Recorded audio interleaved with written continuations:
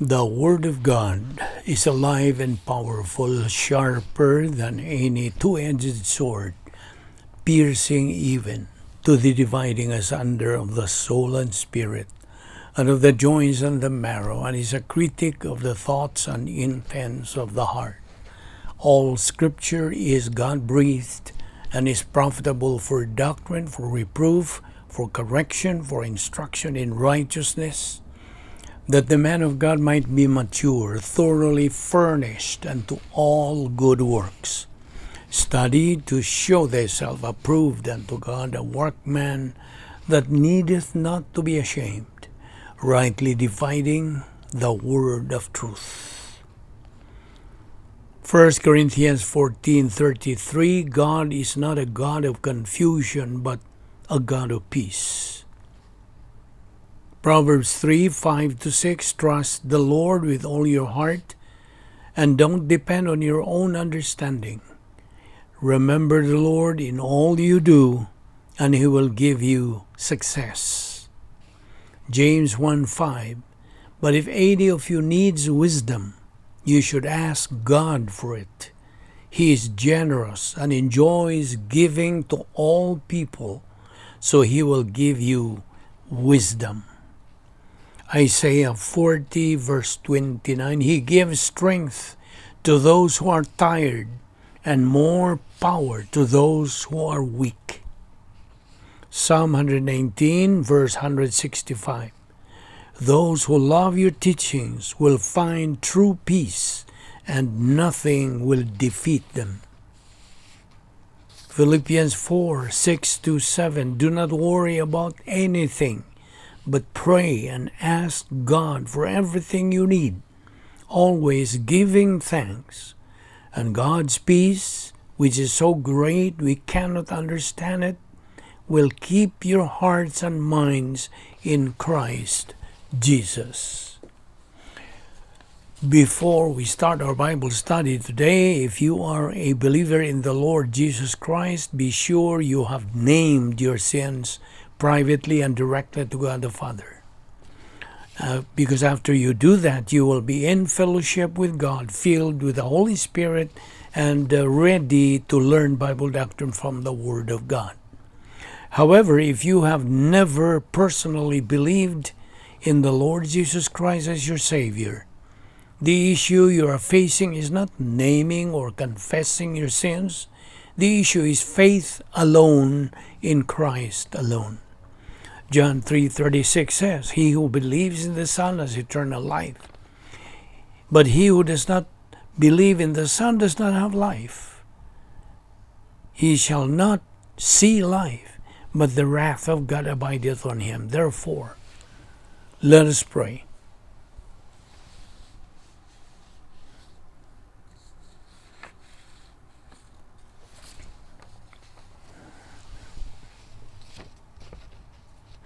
Father, we are grateful to you for the privilege of assembly worship, and hence having the privilege of having fellowship with you and your word, which lives and remains forever. We thank you that your word is forever a lamp unto our feet and a light unto our path, because the entrance of your word giveth life, it giveth understanding to the simple.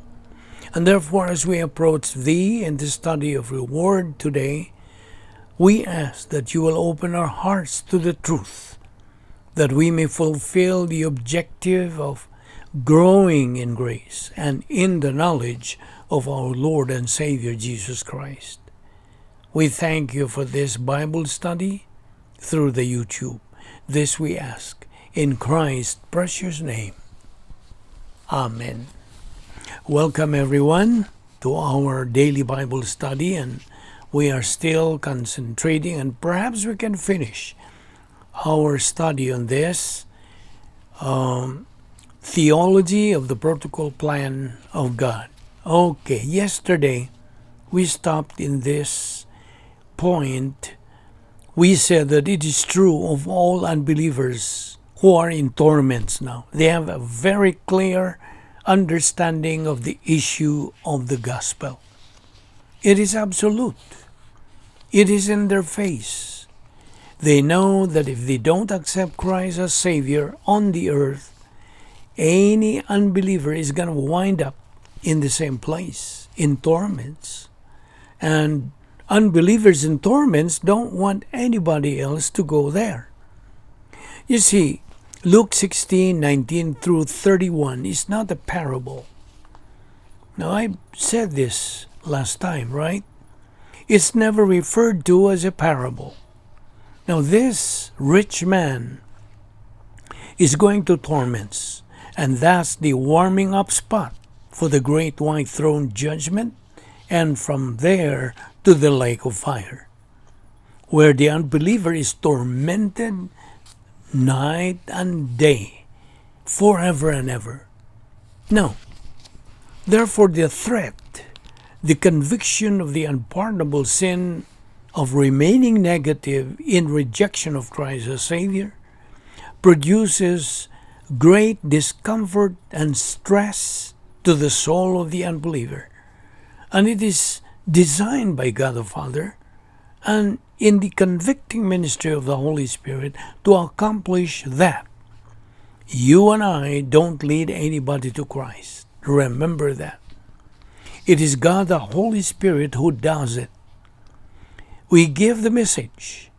The believer is working for the divine post office. He is just delivering the message, the mail. Believe on the Lord Jesus Christ and thou shalt be saved.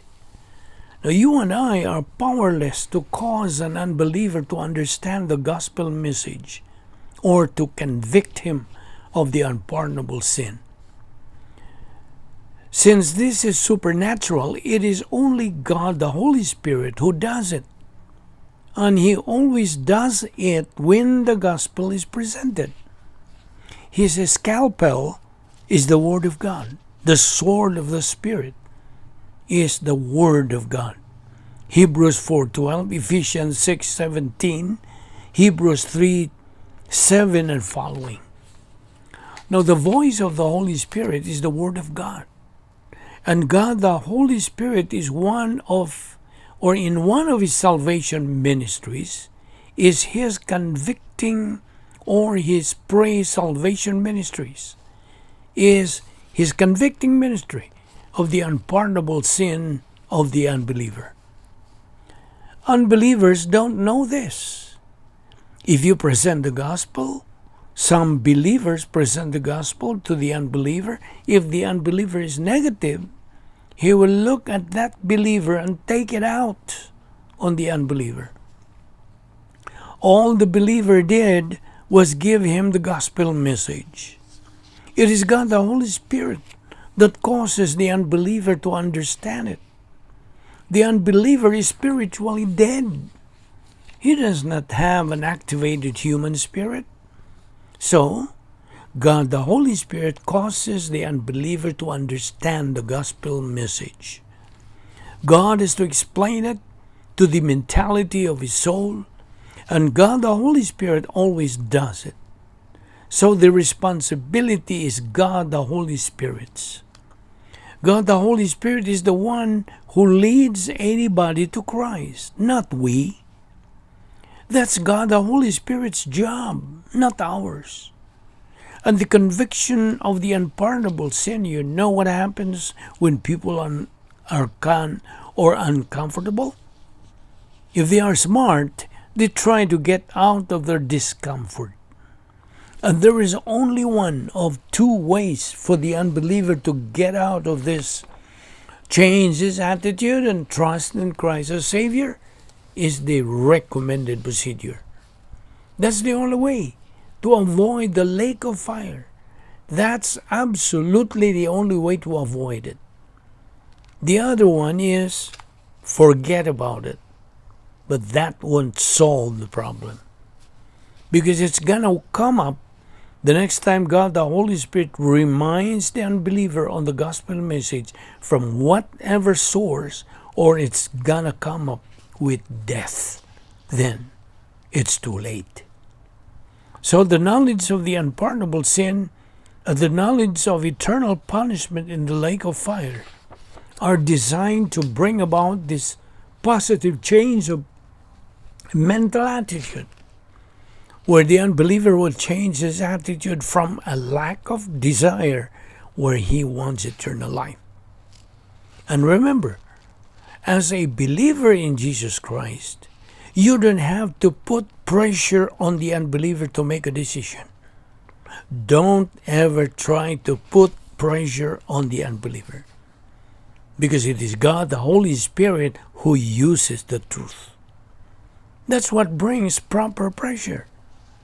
And by honoring and recognizing the freedom of the unbeliever, which freedom the volition resident in his soul to accept or reject Christ as Savior, you are assigning to him something that's already there, his freedom of choice.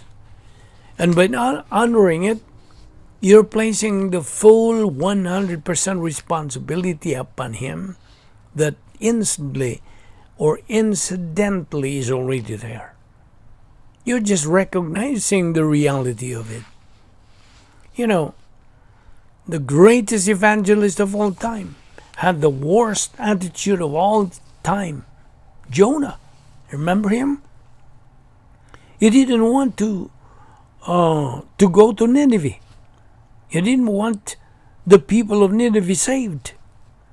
That's why he ran to Tarshish and ran down to Joppa and got a ship and tried to go to Spain. He tried to run away from God. He was an idiot. He just blocked out his whole knowledge of doctrine and tried to run away from God. Well, to avoid Nineveh, all he had to do was to stay home. But why try to run away to Tarshish to avoid going to Nineveh? But what Jonah was trying to do was to get this responsibility that God had put on him to go to Nineveh out of his mind. So the best way to do that was to go to other direction. But of course, it didn't last long. Just 3 days and that's it. And he was back home again. This time, he figured he better go. But he was burning with anger about it. It's interesting in Hebrew. There was one class which just translated the first 4 verses of Jonah chapter 4. It was evil. This situation of the salvation of 120,000 people, the inhabitants of the city of Nineveh, was evil to Jonah. And he was intensely angry. He was burning with anger about it. Why? Because they were saved. This guy is weird. Angry because they accepted Christ as their Savior. Flat out weird. And completely satanic in his observation in this situation. He is anti-biblical as he could possibly be. So God gave him a couple of wake-up calls along the way. Well, we're going to end our study and discussion on this particular subject at this moment, but we will continue to take up more principles of this discussion next time. We are inviting you to join us and follow this Vic Balbido Evangelistic Ministry on YouTube. This time, let us pray. Actually, the message that I've just given you has been for those who are believers in Jesus Christ. But perhaps you have never made that most important of all decisions. The Lord Jesus Christ bore every sin in His own body on the cross that you have ever committed or ever will commit. 1 Peter 2:24. Now, there is no barrier between you and God. Not even sin, only your own rejection of the Lord Jesus Christ. You can possess eternal life right now because God the Son has provided salvation. Whoever believes may in him have eternal life. John 3:15. Just as in confession, so faith alone in Christ alone is non-meritorious. By a simple act of faith in Jesus Christ, you can be born again. You can become a child of God and a member of His royal family forever. This is yours for the taking. Jesus says, "Come to me, all who are weary and heavy laden, and I will give you rest." Matthew 11:28. "The one who comes to me, I will certainly not cast out." John 6:37. So this is your opportunity. Wherever you are, you can offer a silent prayer by saying, "Father, I am believing in Jesus Christ. I am receiving Him as my Savior." That is the moment of your eternal salvation. The alternative is clearly defined in the Scripture. John 3:36 says, "He who believes in the Son has eternal life. He who does not believe in the Son does not have life, but the wrath of God abides on him." Therefore, believe on the Lord Jesus Christ, and thou shalt be saved. Let us pray. We thank you, Heavenly Father, for that so great salvation which you have freely provided for us through your uniquely born Son, the Lord Jesus Christ. Although we do not deserve your love because of our sinfulness and unfaithfulness to you, you have ever been faithful and always will be to your word. Make us always realize and be aware that you and your word are the only two immutables throughout the universe. And realizing that always, may we make these two immutables our priority in our present life, thus reaching our goal, which is spiritual maturity.